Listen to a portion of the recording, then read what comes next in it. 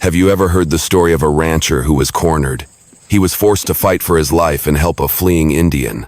For 8 long years, Jedediah Stone had been a phantom haunting your own parched earth, a prisoner not of iron bars but of the relentless crushing expanse of the Arizona desert. Your ranch, a sun-bleached bastion against the unforgiving landscape, was more than mere land and timber. It was a fortress, yes, but one built not to keep the world out but to hold the ghosts within. The war, that brutal, soul-scorching conflict, had stripped you bare, leaving you hollowed out, a mere husk of the man you once were. And in the suffocating silence that followed, you had meticulously buried what little remained of your spirit right here beneath the dust and the relentless watchful eye of the sun. That silence, however, was about to be brutally shattered. It arrived not with the crack of thunder, nor the howl of a desert wind, but with the rhythmic, ground-shaking pounding of shod hooves against dry, cracked earth. A plume of dust, thick and ominous, rose on the distant horizon, a dirty brown stain against the piercing, indifferent blue sky. It was the unmistakable color of the army, and with a cold certainty that settled deep in your bones, you knew it was coming your way. A familiar icy dread began to seep into your very marrow, a feeling you had spent nearly a decade trying with every fiber of your being to forget. You moved with a practiced, almost mechanical grace to the edge of your porch, your calloused hand instinctively resting on a weathered fence post. The splintered wood, rough and familiar, offered a grounding, almost comforting pain beneath your palm, a tangible anchor in the swirling storm of your rising anxiety. Leading the detail, a grim procession of uniformed figures, was another ghost, a living, breathing specter you had prayed with a fervent desperation you would never lay eyes on again. The man sat his horse with a cruel, almost casual arrogance, an aura of malevolence that 8 years had done nothing to soften. His face, etched with lines of bitterness and dissipation, seemed carved from bad memories and cheap whiskey. Sergeant Silas Croft. The name itself was a raw, festering wound, a curse, whispered in the darkest corners of your mind, a searing reminder of failure, of a moment of agonizing hesitation in the very maw of battle that had cost a good man his life. Croft's gaze, sharp and predatory, found yours across the dusty yard. A slow, venomous smirk like a viper uncoiling spread across his face. This was no chance stop for water, no innocent detour. This was a pilgrimage, a deliberate, malicious journey. Croft had come to gloat, to savor the sight of your ruin, to witness the complete collapse of a man he despised with a visceral hatred. Behind him, roped together like cattle, was a line of Apache prisoners. Men and women, their shoulders slumped in utter exhaustion, their faces blank with a weary, soul-deep resignation. Their eyes, dulled by suffering, stared at the ground, devoid of hope. But among them, one figure stood out, a stark, defiant silhouette against the harsh glare of the sun. A young woman. She couldn't have been more than 20, perhaps less yet. She held her chin high, her dark eyes meeting the brutal, unyielding glare of the sun without so much as a flicker of a flinch. There was fire in that gaze, a defiant spark in a sea of embers, a quiet, unyielding inferno that refused to be extinguished. Her name, you would soon learn, was Anya, and even bound and broken, she possessed a strength that shamed the very men who held her captive. Stonecroft's voice cut through the hot, still air, rough as gravel, laced with a mocking derision. Still hiding from the world, I see. You offered no answer. There were no words to give, no response that wouldn't feel like a surrender. There was only the tightening cold knot in your gut, the primal instinct to turn, to walk back inside your cabin and to bar the door against the encroaching darkness. Croft swung himself down from his horse, the jingle of his spurs, an obscene grating sound in the profound quiet of your ranch. He strode toward the prisoners, his movements deliberate, theatrical. His hand, thick and brutal, grabbed the rope that bound Anya and yanked her forward with a sudden, jarring force. "The men are thirsty," he announced, his eyes cold and calculating, locked on yours. He shoved her roughly toward the water trough, the shove unnecessarily violent, a calculated act of cruelty performed for an audience of one. And so are our guests. Anya stumbled, her shackled hands instinctively breaking her fall against the rough, splintered edge of the trough. For a brief, agonizing moment, her eyes met yours. In their depths, you saw no plea for help, no desperate appeal for salvation. You saw only a fierce, burning pride, an unyielding spirit that refused to bend. Croft leaned in close to her, his voice dropping to a low, guttural growl meant for your ears alone. "Drink up, savage.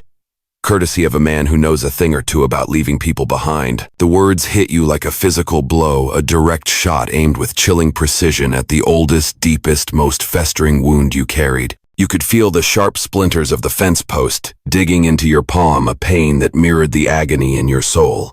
8 years of silence, 8 years of self-imposed exile had done nothing. The screams of Wolf Pass were still there, just beneath the thin, fragile surface of your composure, waiting to erupt. To help her, you knew, meant facing Croft. It meant shattering the fragile peace you had meticulously, painfully built in this desolate wasteland. It meant stepping back into a world of violence and brutal consequence you had sworn with every fiber of your being to leave behind forever. You stood motionless, a statue carved from regret, frozen in the crucible of your past. A civil war raged in your chest, the man you were now battling, the ghost of the man you used to be. Every instinct for self-preservation screamed at you to do nothing, to let them pass, to let the specter of Silas Croft ride out of your life just as he had ridden in. But then you looked at the girl, at the unwavering, defiant fire in her eyes, a beacon in the encroaching despair. And in that moment you knew this choice was different. To turn away now wasn't just survival, it was a final, absolute surrender. It was letting the last ember of the man you once were die out, extinguished forever in the unforgiving Arizona dust. What would you have done in Jedediah's shoes? Let him get away with it, or step in? The moment stretched thin and brittle in the suffocating afternoon heat. Croft's men, a ragged, impatient lot, began to mount up the creak of saddle leather, a final grating insult to the profound quiet of your ranch. You had done nothing. You had stood your ground, a silent statue of a man, and for a fleeting second, a wave of hollow, sickening relief washed over you. The world, it seemed, was simply going to pass you by once more, leaving you in your desolate peace. Croft, observing your utter stillness, your apparent capitulation, seemed to feel a final flicker of contemptuous rage, as if deeply disappointed by the lack of a fight, by your failure to provide him with the spectacle he craved. He turned back to Anya, who was slowly, deliberately getting to her feet, her movements stiff with pain and an unyielding defiance. "Get up," Croft snarled, though she was already standing, his voice a low, impatient rumble. He didn't wait for a response, didn't bother to see if she would comply. With a grunt of effort that was purely for show, a theatrical display of his brutality, he swung the heavy stock of his rifle, bringing it around in a short, brutal arc. The sickening thud of seasoned walnut against bone was a dead, hollow sound in the vast, indifferent silence of the desert. It caught Anya high on the shoulder. The sheer force of the blow buckled her knees, sending her sprawling back into the dust. She made no sound, not a cry, not a gasp, not even a whimper. Her head bowed for a single shuddering moment, a fleeting acknowledgement of the pain before she forced it back up, her eyes, blazing with a hatred so pure, so incandescent, it was almost beautiful. You saw it all. You saw the brutal impact, the way the dust puffed up around her knees like a small, mocking explosion. You saw the smug, satisfied glint in Croft's eyes as he turned away, his duty of casual cruelty done. And that single arrogant glance, that dismissive sneer, was the spark that ignited the dry tinder of 8 years of shame, 8 years of self-recrimination. The world around you fell away. The suffocating heat, the acrid smell of dust and horse, sweat, the vast, indifferent blue sky, all vanished, replaced by the searing memory you fought every single day to keep buried, to forget. Wolf Pass.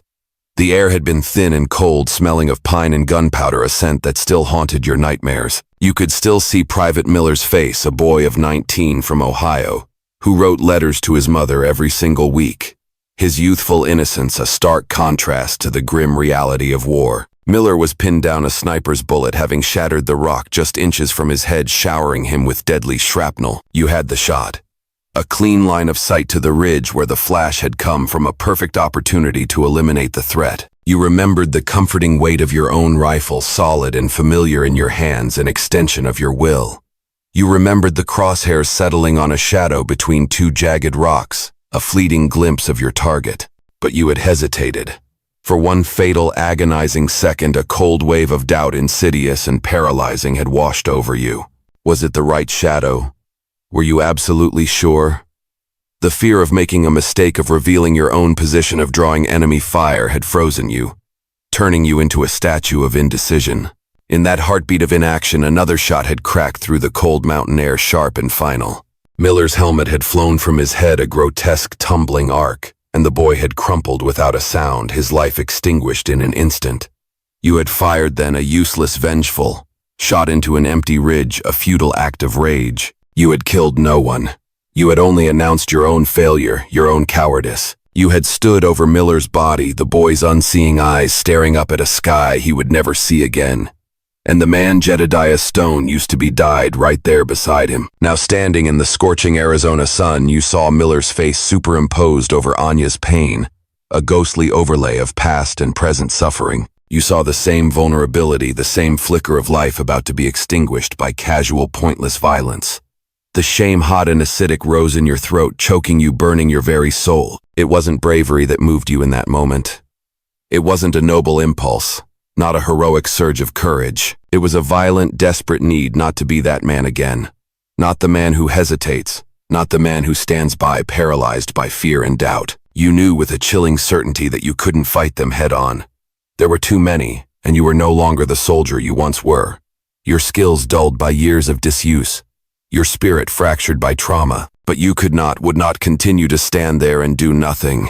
As the soldiers swung into their saddles, a collective creak of leather and jingle of spurs, you turned, taking a deliberate step toward your cabin as if in final weary retreat. Your boot heel caught seemingly on a loose stone, a perfectly executed clumsy misstep.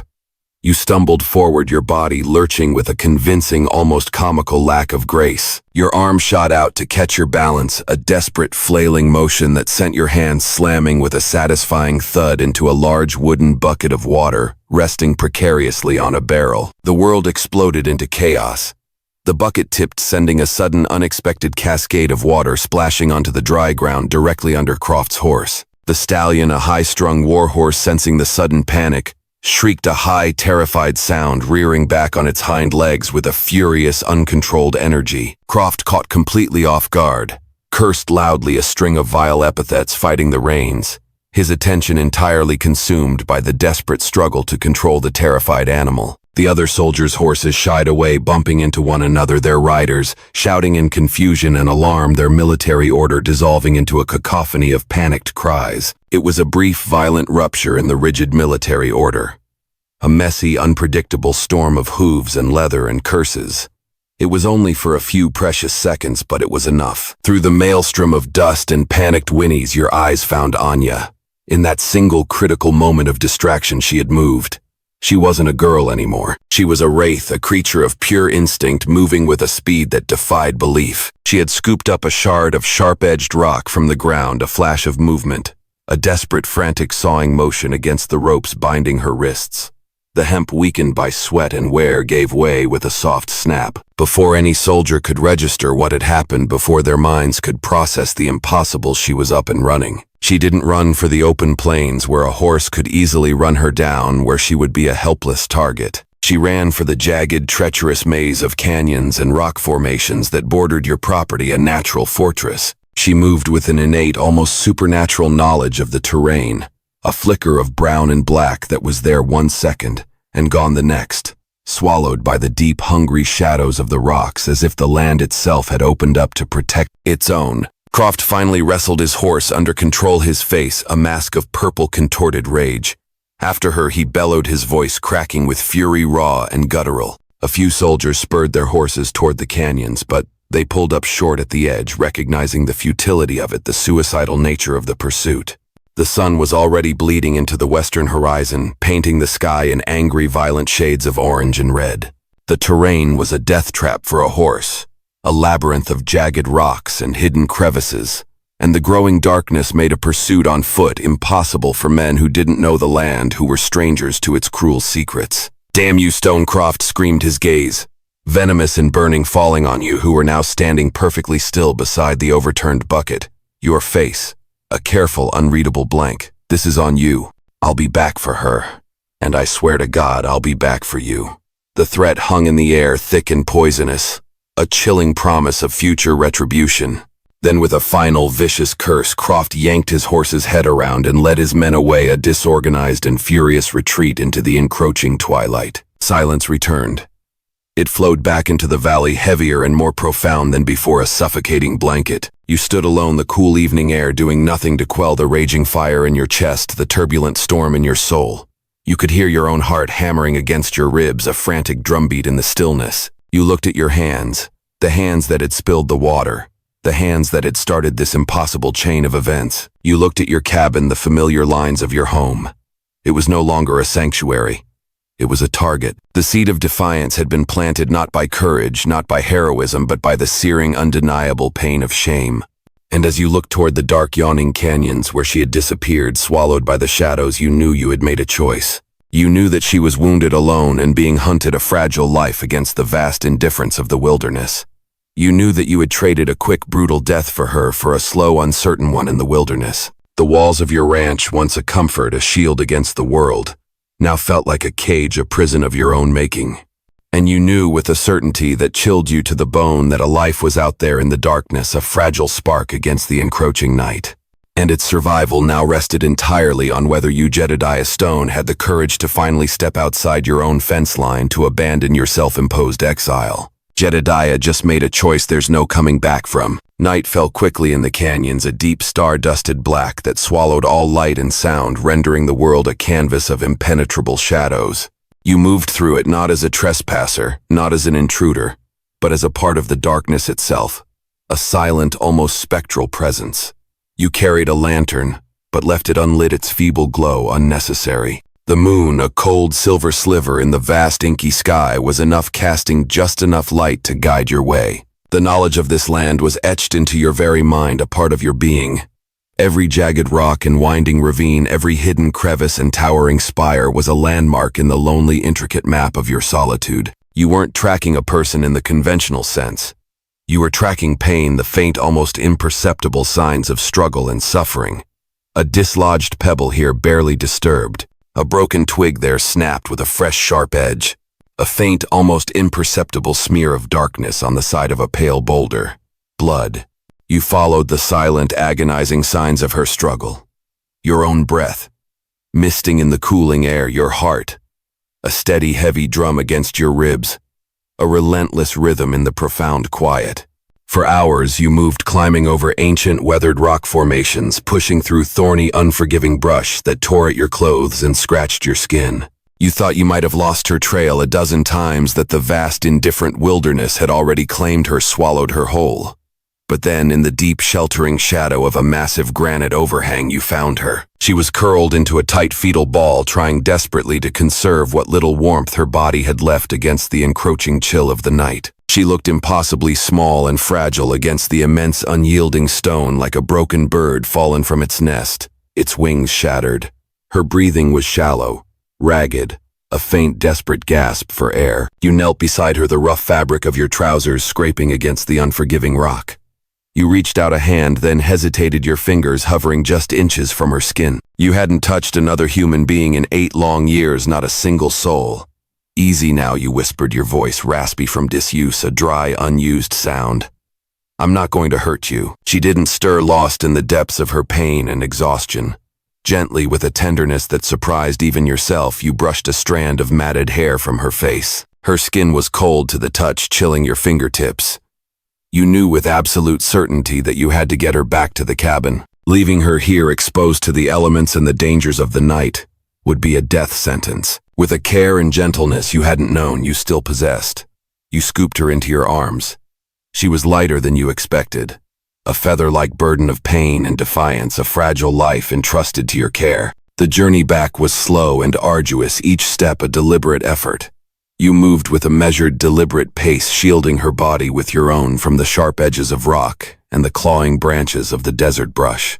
With every careful step, the invisible walls of your self-imposed prison crumbled a little more, dissolving into the night air. The silence of your cabin, once a comfort, a refuge, now felt like a hollow void waiting to be filled. You carried her across the threshold, kicking the door shut behind you with a soft thud, the sound echoing in the profound stillness of the room. You laid her gently on your own cot, the only soft place in the entire house, a stark contrast to the rough, unforgiving floor. The flickering light from your oil lamp cast long, dancing shadows on the rough-hewn walls, making the room seem alive with unseen movement. Her face, in the warm, soft glow, was etched with exhaustion.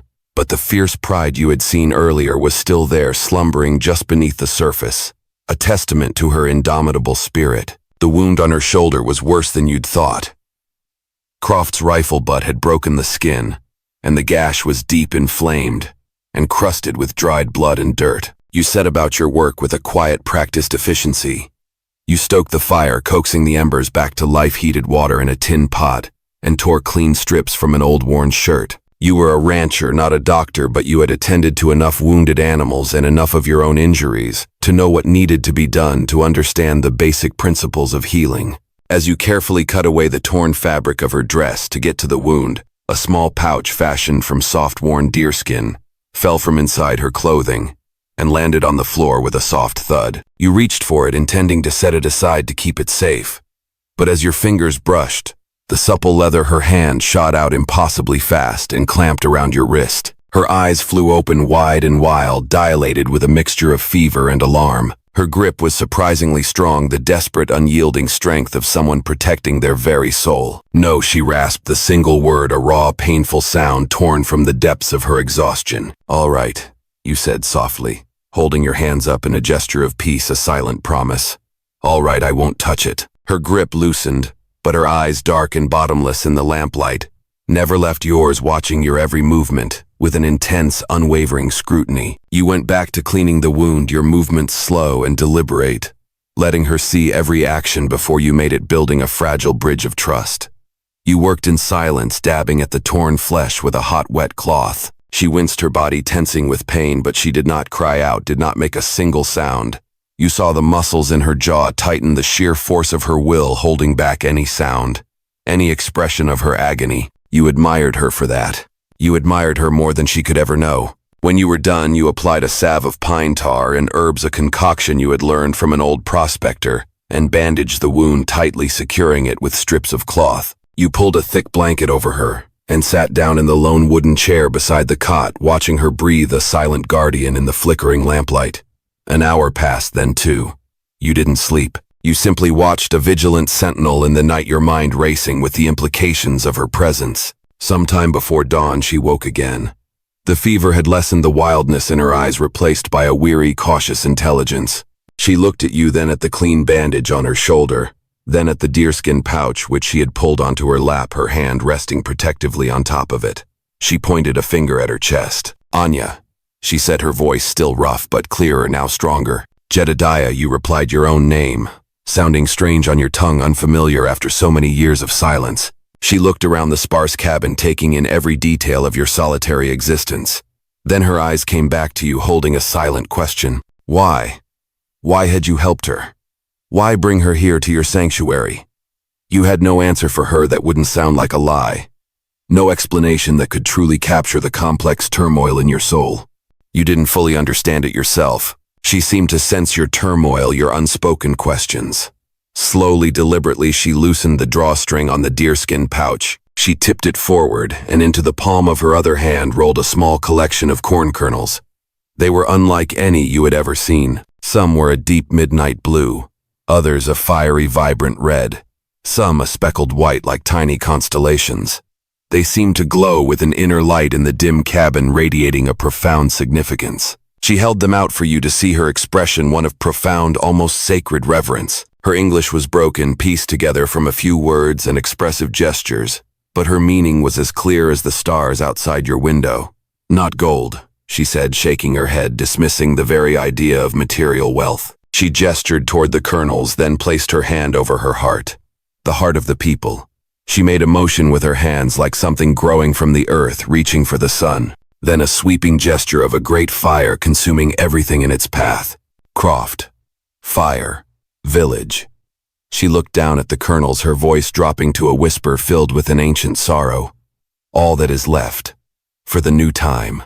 The new ground. You stared at the kernels, at their vibrant, impossible colors, and the full weight of your actions, the true consequence of that single chaotic moment, at the well settled upon you with the force of a physical blow. You understood everything now. This wasn't about a stolen horse or a runaway prisoner. Croft hadn't just burned a village. He had tried to extinguish a future, and this girl, this wounded, exhausted girl, was carrying the last spark of that future, the very essence of her people's survival, in a small leather bag. Her own life, you realized, was secondary to the survival of these sacred seeds. She wasn't just a survivor. She was a guardian, a vessel of hope for an entire people, a living repository of their heritage. You looked up from the kernels and met her gaze.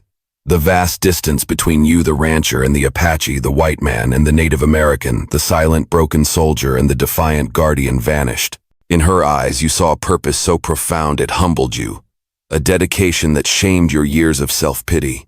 You saw a strength you hadn't seen in anyone, least of all yourself, for a very, very long time. An unspoken understanding passed between you, a vow forged in the quiet of the pre-dawn hours. It was heavier than any law, more binding than any spoken word. You wouldn't just be saving a girl from a madman. You would be protecting a legacy, safeguarding a future. And in doing so, perhaps, just perhaps, you could finally begin to reclaim your own lost soul. She's not just a fugitive. She's a guardian carrying the future of her people. 2 days passed. A fragile peace settled over the ranch, a quiet truce between two wounded souls, two survivors adrift in a world of their own making. You watched Anya. You watched as she tended to the small, hardy patch of vegetables you kept behind the cabin, her touch on the earth gentle and knowing a natural affinity for the soil. You watched as she sat in the sun, her eyes closed as if drawing strength directly from its relentless heat, absorbing its life-giving energy. She spoke little, and you spoke less, but a language of shared tasks and quiet understanding began to grow between you. A silent communication forged in mutual respect and necessity. It was a peace you knew with a chilling certainty couldn't last. The threat of Croft was a constant, unspoken presence, a storm gathering just over the horizon waiting to break. It broke on the third day. You were mending a bridle on your porch, the familiar scent of leather and oil, a small comfort when you saw the lone rider approaching. Not a company of soldiers this time, not a thunderous cavalry charge, just one man. But it was the one man you dreaded most, the specter of your past. Croft rode into the yard not with the bluster and arrogance of his previous visit, but with the slow, deliberate menace of a snake gliding through tall grass, silent and deadly. He dismounted, tied his horse loosely to the fence post, a casual gesture that belied his true intent, and walked toward the porch with an easy, unhurried stride. It was a more terrifying entrance than if he'd come with guns blazing with shouts and threats. This was not a military action. This was personal. You didn't move. You continued to work the leather through your hands, the familiar repetitive motion, a small anchor in a rising sea of dread, a desperate attempt to maintain control. You didn't offer a greeting. You didn't acknowledge Croft's presence until the sergeant was standing at the very bottom of the porch steps, his imposing silhouette blocking the afternoon sun, casting you in shadow. "You're a hard man to get rid of, Stone Croft," said his voice, deceptively calm, almost conversational. He didn't look angry. He looked amused. A chilling, predatory amusement.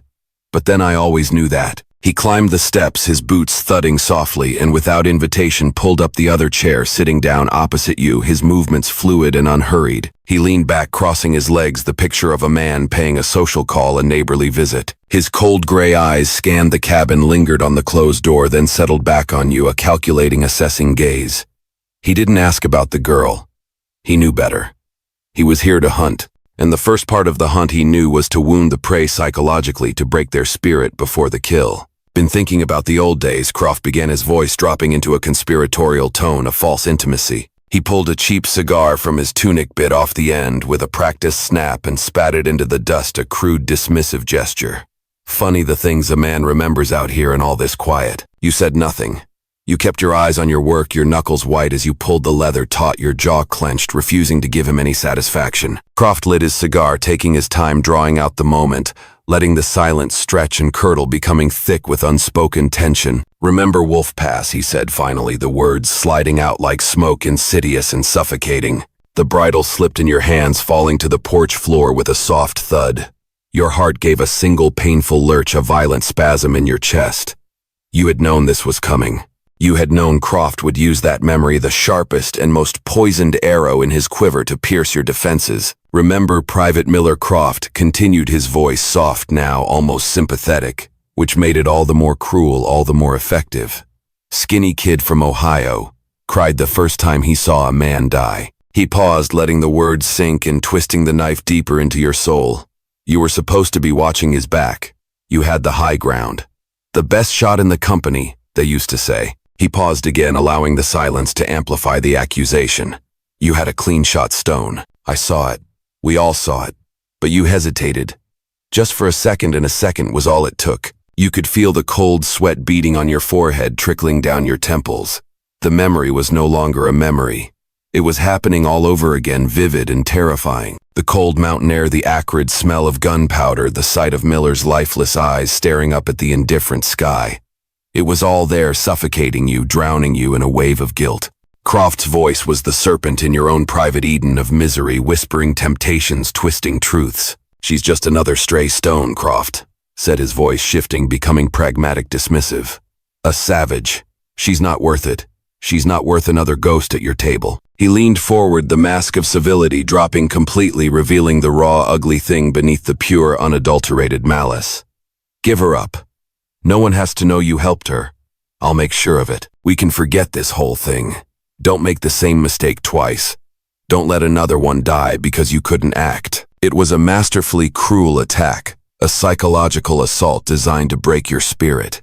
He was offering you a path to redemption, a chance to shed the burden of your past by committing a fresh betrayal. Give up the girl, and the ghost of Private Miller might finally leave you in peace. The temptation was a vile, seductive thing, whispering promises of quiet solitude, of freedom from your torment. For a moment, a terrifying, agonizing moment, you felt your resolve crumble, your carefully constructed defenses beginning to crack. What was this girl to you? A stranger, a complication, a dangerous burden that could get you killed. You could end it right now. One word, just one word, and the crushing weight would be lifted. But then through the warped glass of the cabin window you saw a flicker of movement. It was Anya. She had heard Croft's arrival, his menacing words, and was standing just inside the doorway, hidden in the deep shadows. She was clutching the deerskin pouch to her chest, her knuckles as white as your own, her grip desperate and protective. Her eyes were fixed on you, not with fear, not with a plea for help, but with a fierce, unwavering intensity, a silent belief. In her gaze you didn't see an accusation. You saw trust. She had seen the man who had cleaned her wound, the man who had given her his bed, the man who had risked everything for her. She was trusting that man to reappear, to stand firm. And in that instant, the shame Croft was trying to wield as a weapon transformed. It burned away the fear and the doubt, the hesitation and the self-pity, and hardened into a cold, diamond-hard rage. Croft hadn't just insulted you. He had insulted the very memory of Private Miller by using his death as a bargaining chip, a tool for his vile manipulation. He had defiled something sacred, something untouchable. You slowly, deliberately set the bridle down on the porch, railing your movements precise, controlled. You raised your head and looked directly into Silas Croft's cold, calculating eyes, for the very first time, your gaze unwavering. The man you had been, the hesitant, haunted man, was gone. "I don't know who you're talking about," you said. Your voice perfectly steady, devoid of all emotion, a chillingly calm sound. "There's no one here." You paused, a ghost of a smile, cold and grim, touching your lips. "Just me and my ghosts." The words hung in the air, thick with unspoken meaning. It wasn't just a denial, it was a declaration of war. You had not only refused to bow to Croft, you had refused finally to bow to your own past, to the demons that had tormented you for so long. The line had been drawn not in the dust of the yard, but in the very landscape of your own soul, and you had chosen your side. Croft used Jedediah's deepest wound against him, but Jedediah didn't break. Croft's departure left a void that was quickly filled by a suffocating tension, a palpable sense of impending doom. His final words, a low, murderous promise to return and burn this whole damned place to the ground, echoed in the silence, a chilling prophecy. You watched him ride away, a dwindling speck of malice in the vast, indifferent landscape, until he was gone, swallowed by the horizon. You stood on the porch for a long time, listening to the familiar sounds of your ranch, the whisper of the wind through the eaves, the distant, mournful call of a hawk. But they sounded different now. The peace was gone, replaced by the grim certainty of a coming storm, a tempest of violence. You walked back inside the heavy wooden door, closing with a sound of finality, a grim pronouncement. The cabin, your refuge for 8 years, your sanctuary from the world, now felt like a trap, a cage from which there was no escape.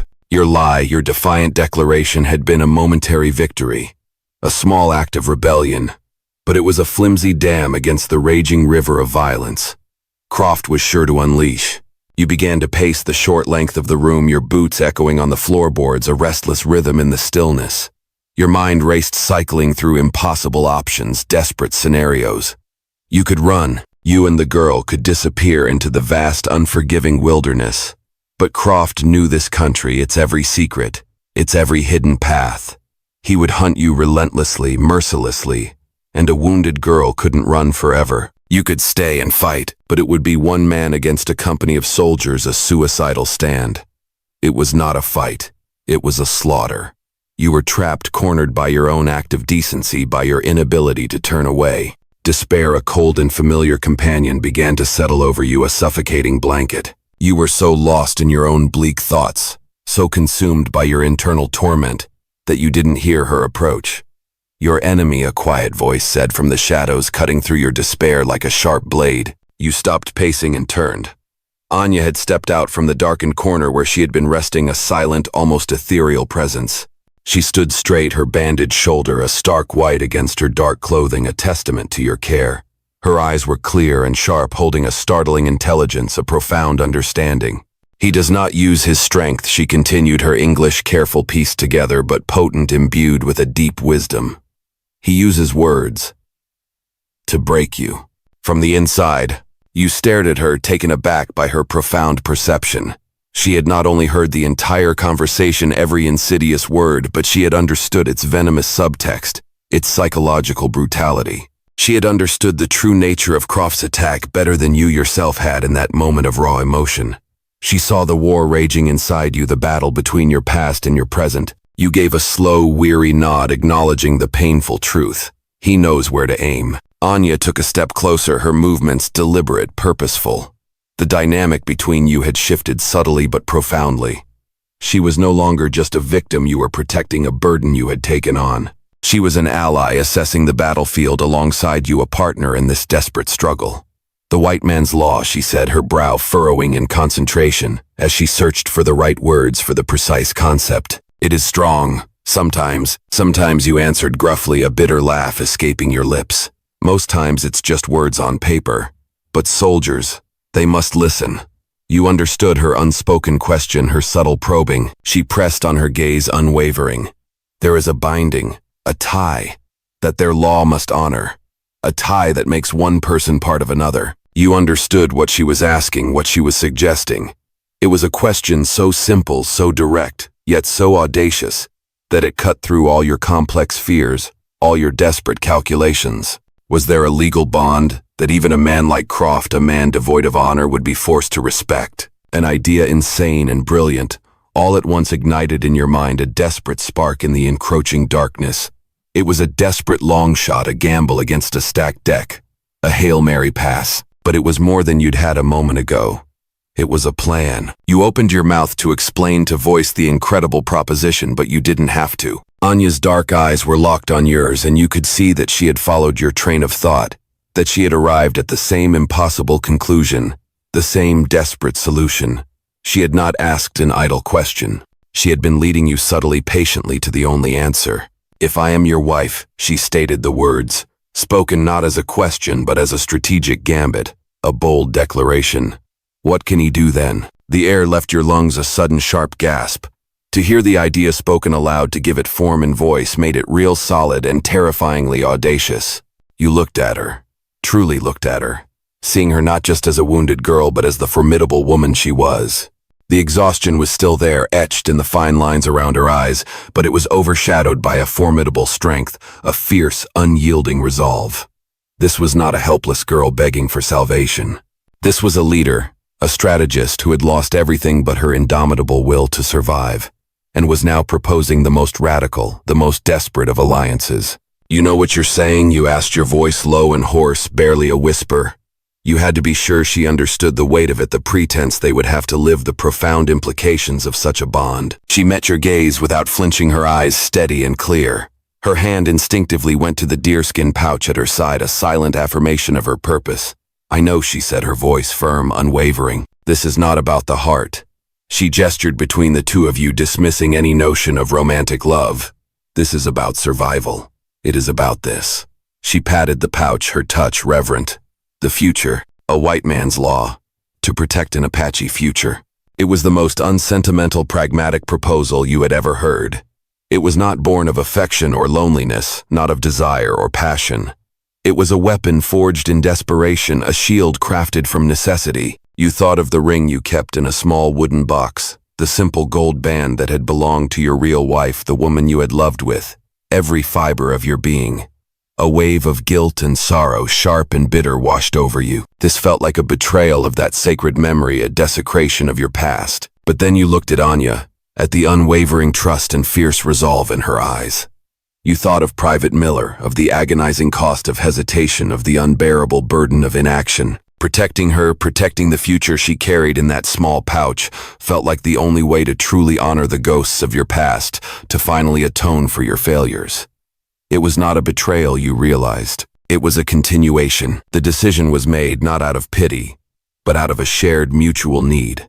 A desperate, unspoken bargain between two survivors. A silent vow to stand together against the coming dark. "All right," you said, your voice quiet but firm, the words a profound commitment.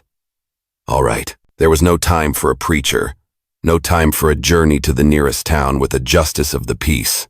The threat of Croft was a ticking clock. A relentless, unforgiving countdown, and every hour that passed was an hour closer to his inevitable return.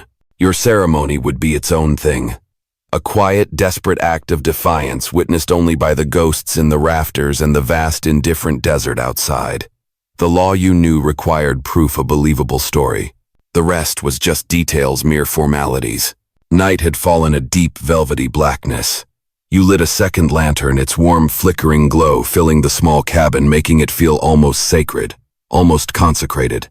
You moved to a dusty wooden chest at the foot of your cot, a place you hadn't opened in years, a repository of forgotten memories. The hinges groaned in protest as you lifted the lid, a mournful sound. Inside, beneath a layer of folded wool blankets, was a small, intricately carved wooden box. Your hands trembled slightly as you lifted it out, the weight of its contents heavy in your palm. You opened the lid. There, resting on a bed of faded velvet, was a simple gold band, your wife's wedding ring. You held it in the palm of your hand, the metal cool against your skin. It felt impossibly heavy, weighted with the love and laughter, the shared dreams and quiet moments of a life that felt like it belonged to another man, a ghost from a distant past. A profound sadness washed over you, a grief so sharp it was like a physical pain piercing your very soul. You were about to use this sacred object, this symbol of your greatest love, as a prop in a desperate lie, a cynical charade. For a moment, a terrifying, agonizing moment, you thought you couldn't do it. It felt like a desecration, a profound betrayal. You looked up and saw Anya watching you. She said nothing, but her dark eyes held a deep, knowing compassion, a profound understanding of your struggle. She understood. She knew what this cost you, the sacrifice you were making. Slowly, gently, she approached you. She reached into her deerskin pouch and took out 2 kernels of corn. One was the color of a midnight sky, deep and mysterious. The other, the color of dried blood, a stark reminder of loss. She held them in her open palm, then gently closed your hand around them, her fingers brushing yours, a fleeting, tender touch. The kernels were smooth and cool, a stark contrast to the warmth of the gold ring in your other hand. For the past, she whispered, her gaze meeting yours, steady and profound, and for the future. In that moment, you understood. This wasn't a desecration.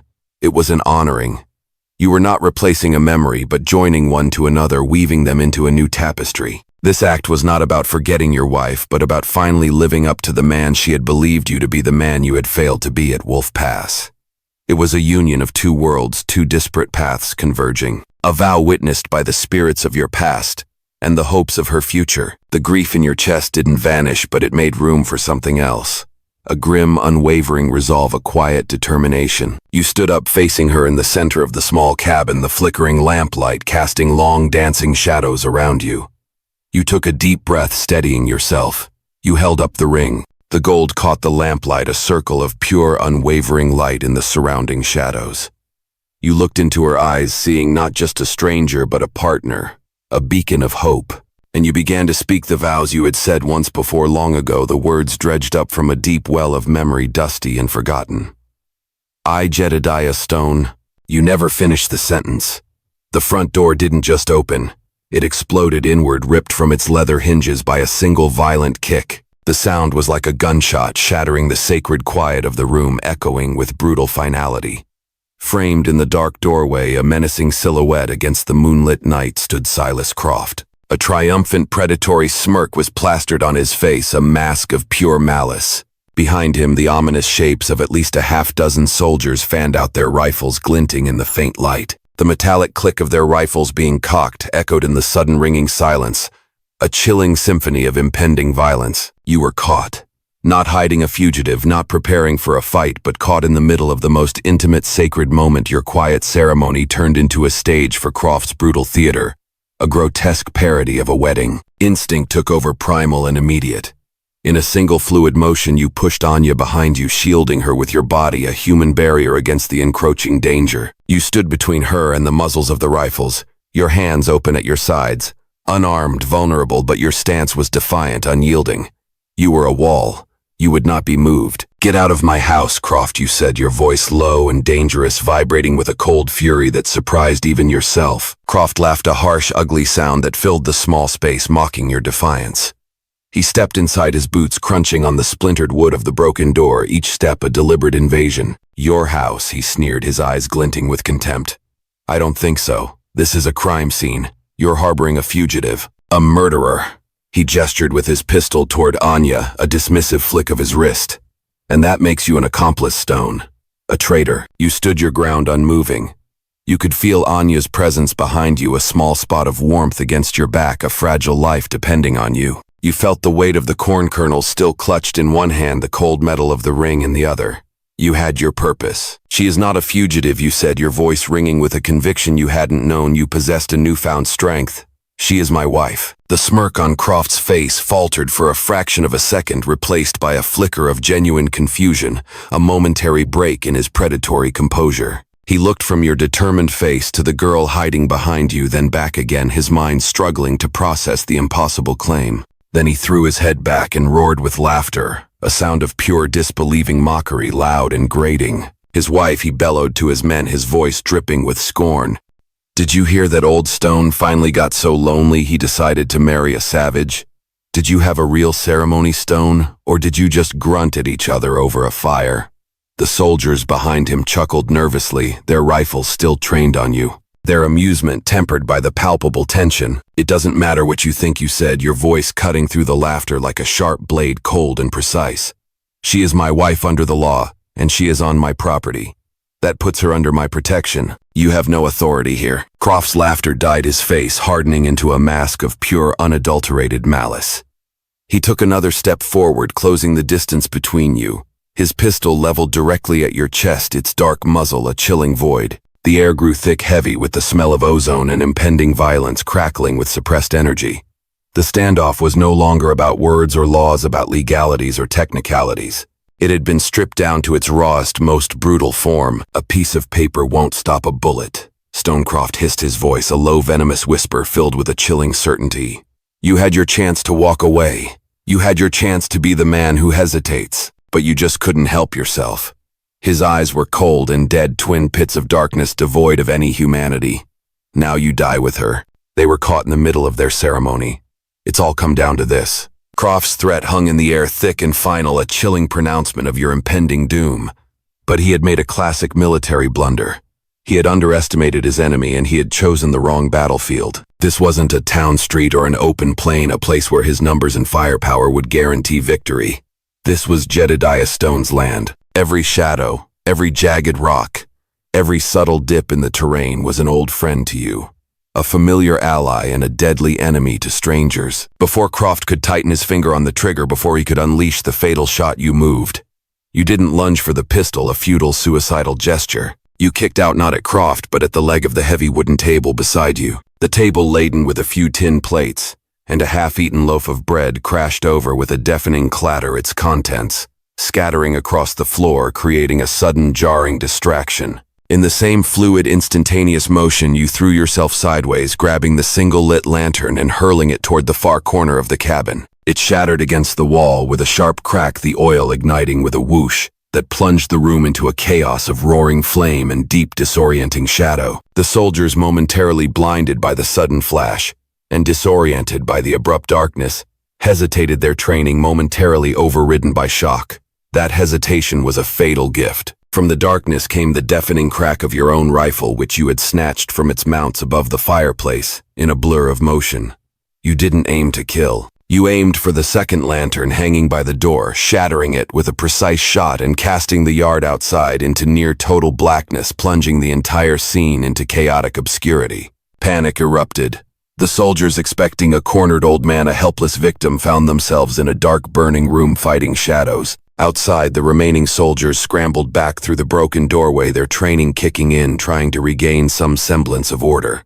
But they stepped from one trap into another. As the first soldier rushed around the side of the cabin, a sharp metallic snap echoed in the night, followed by a scream of agony. One of the old bear traps you had set years ago to guard your chicken coop, long forgotten but still functional, had found new prey, its rusty jaws clamping down with brutal force. A second soldier, moving through the darkness, tripped on a wire you had strung that very afternoon between two fence posts, a simple, effective snare.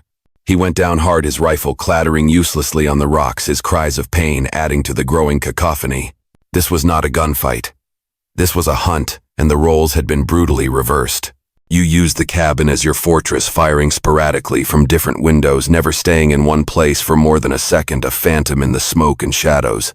You weren't a soldier anymore. You were a ghost, a phantom of vengeance, using your intimate knowledge of every board and shadow to create the illusion that they were fighting more than one man, that they were surrounded by an unseen enemy. While you drew their fire and sowed chaos, Anya moved. She slipped out a back window that Croft's men had overlooked, melting into the absolute darkness she knew so well, a creature of the night. She was not a warrior in the way of men with guns, not a soldier trained in combat. She was a spirit of the land, silent and swift, a whisper in the wind. She moved in a wide, circling arc behind the disorganized soldiers, a disembodied presence in the night. A thrown rock sent a soldier spinning, disoriented, to face a threat that wasn't there. A low whistle from the opposite direction drew the attention of another, pulling them further into confusion.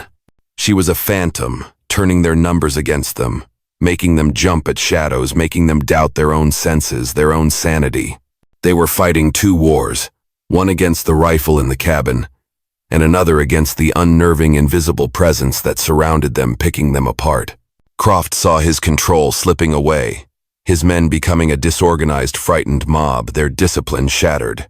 Rage, pure and undiluted, consumed him, distorting his features. He saw a flicker of movement near the back of the property. Anya silhouetted for a moment against the moonlit rocks, a fleeting glimpse. In her hand he could see the glint of the deerskin pouch.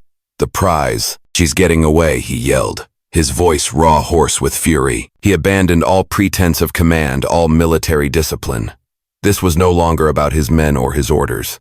It was about him and the girl, about crushing the defiance she represented, about reclaiming his stolen prize. Thinking she was making a desperate break for freedom, he plunged into the darkness after her, his pistol held ready, his mind clouded by rage. You, seeing Croft take the bait from a cabin window, knew this was the moment, the culmination of your desperate plan. You slipped out the back, leaving the burning cabin behind, and followed your enemy, keeping to the deepest shadows, your rifle held low, ready.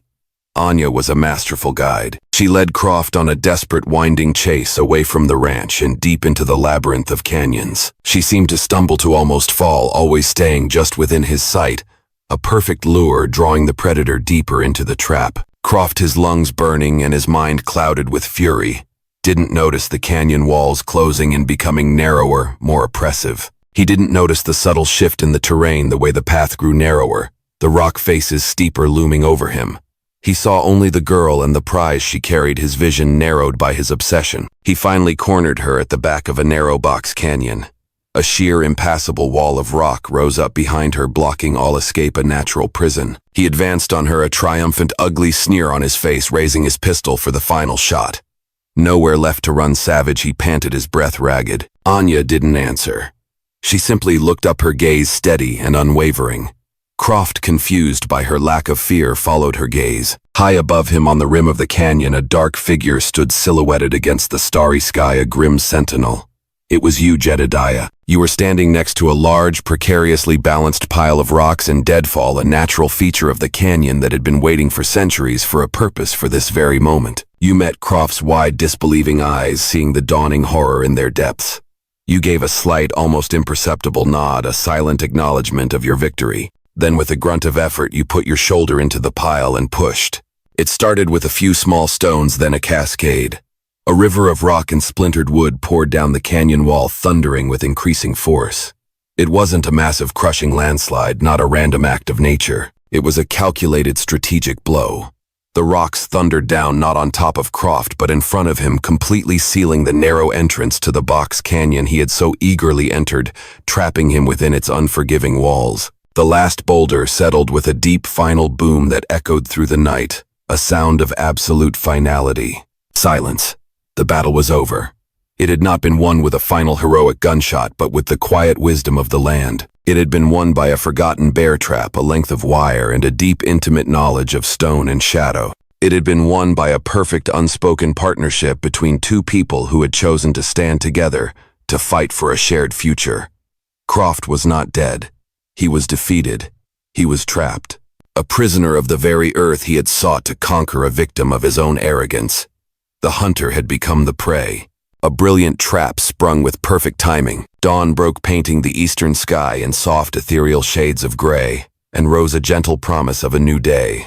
The air was cool and clean, washed clear by the violence of the night, purified by the fire and the fury. You and Anya stood on the canyon rim, two silent figures looking down into the makeshift prison you had created. Below Croft was a tiny, insignificant figure pacing like a caged animal, his enraged shouts, which had echoed through the latter part of the night, having faded into a hoarse, defeated silence. His surviving men had long since fled, scattered and broken, their morale shattered. They would leave him there. Someone would find him eventually. A patrol, a prospector. Let the law, for what it was worth, sort him out. His power was broken. His reign of terror over. You walked back to the ranch in silence, the first rays of sun touching the cabin, illuminating the scars of the battle. The door was a splintered ruin hanging precariously from one hinge. One corner of the roof was blackened by soot from the fire you'd started, a grim reminder of the chaos. Bullet holes pockmarked the walls like angry eyes. It was damaged, broken, scarred. But as you looked at it, you didn't feel a sense of loss, not anymore. For 8 years, this cabin had been your tomb, a place where you had buried yourself alive, a monument to your guilt. Now it looked like what it was, just a building, a structure of wood and stone. The prison wasn't the place. It had been the state of your own soul. And last night its walls had finally come down, shattered by defiance and purpose. Inside, the air was thick with the smell of smoke and spent gunpowder, a lingering scent of conflict. Anya moved to the center of the room, her bare feet silent on the floorboards, her movements graceful and purposeful. She knelt down and retrieved the deerskin pouch from where it had fallen during the initial chaos, a small, precious bundle. She held it for a moment, her touch reverent, then looked at you, her eyes filled with a quiet gratitude. With a quiet reverence, she loosened the drawstring. She took out the precious kernels of corn and set them carefully on the table, their vibrant colors glowing in the morning light. Then she reached back inside the pouch and pulled out something else. It was a second piece of deerskin, tanned thin and soft, folded into a small square. She carefully unfolded it. It wasn't a treaty or a letter, not a document of the white man's world. It was a map, not a map drawn by a white surveyor with sharp lines and precise angles, but a map of the earth itself, drawn with charcoal and berry juice, organic and alive. It showed rivers as winding blue lines, mountains as jagged peaks, and forests as clusters of green, a living landscape. It was a map of a journey, a path to a new beginning. This, Anya said, her voice soft in the morning, quiet, imbued with profound meaning, is not a map to hide. It is a map to build. She traced a line with her finger, a long winding path that led north, far north, beyond the territory's borders, beyond the reach of Croft and his kind. My people are scattered, she explained, her voice tinged with sorrow like seeds in the wind. This is the place, a valley of green grass and clean water. The place to bring the people together, to plant a new beginning. She looked down at the kernels of corn glowing on the table, their purpose now crystal clear. These seeds, they are for that ground. You stared at the map, at the intricate lines and symbols, and the last pieces of your old life, your self-imposed exile, fell away, dissolving into the morning air. You understood everything now. Her defiance, her strength, her desperate protection of the pouch. She was not just fleeing a massacre, not just a survivor. She was on a sacred mission. She was a harbinger of hope, carrying the blueprint for her people's survival, a living promise of a new future. You looked around the ruined cabin. You knew you couldn't stay here. Croft would talk. The army would come asking questions. Your peace bought at such a high price was gone forever. But as you looked at Anya, at the map spread between you, at the vibrant kernels of corn, you realized you didn't want it anymore. The silence you had craved for so long now felt empty, hollow. The solitude felt like a cage, a self-imposed prison. The man who had hidden from the world for 8 years had died last night in the fire, and the fury resurrected as something new. "That's a long trail," you said, your voice rough, a hint of awe in its tone. "A dangerous trail for one person." A small, genuine smile touched Anya's lips for the very first time, a radiant transformation that chased away the last of the shadows from her face. It was a beautiful, hopeful sight. "I am not one person," she said, simply, her dark eyes meeting yours, steady and profound. The unspoken bargain you had made, the desperate pact of marriage forged in the face of death, had changed. It was no longer a lie designed for survival. It had been consecrated by shared danger, by mutual trust, by a common purpose. It had become a new kind of truth, a partnership forged in fire. You gave a slow nod of understanding, a silent acceptance of your new path. You began to move about the cabin, not with the weary shuffle of a hermit, but with the quiet purpose of a man preparing for a journey, for a new life. You gathered what was useful: a sturdy blanket, a sack of dried jerky, a rifle, and a box of ammunition. You left the ghosts behind. You left the memory of the man who hesitated, the man who had failed. You were packing for a new life, a new beginning. An hour later, you rode out, not looking back. The sun was climbing higher, bathing the valley in a golden light, a promise of warmth and new beginnings. Your journey was no longer a flight from the past, but a ride toward a future. A future for her people, built on a patch of green ground far to the north. And a future for you, found not in solitude, but on the trail, at the side of a woman who had taught you that the deepest wounds can only be healed by fighting for something more than yourself, by embracing connection and purpose. You didn't know where the trail would end, but for the first time in 8 years, you were not afraid of the road ahead. You were finally riding free. The story of Jedediah Stone is more than just a Wild West epic. It's a powerful reminder that the past, no matter how painful or filled with regret, doesn't have to be a life sentence.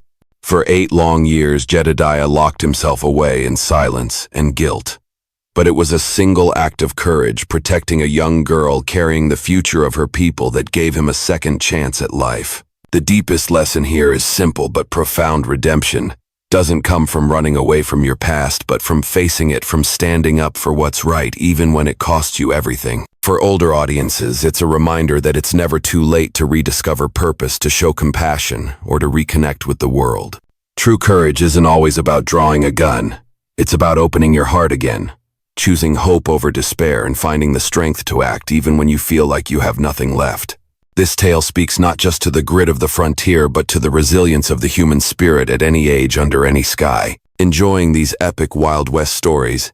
Hit subscribe for more gripping tales of bravery, conflict, and unexpected heroes. Now tap the video on screen to experience a story with a twist you'll never forget.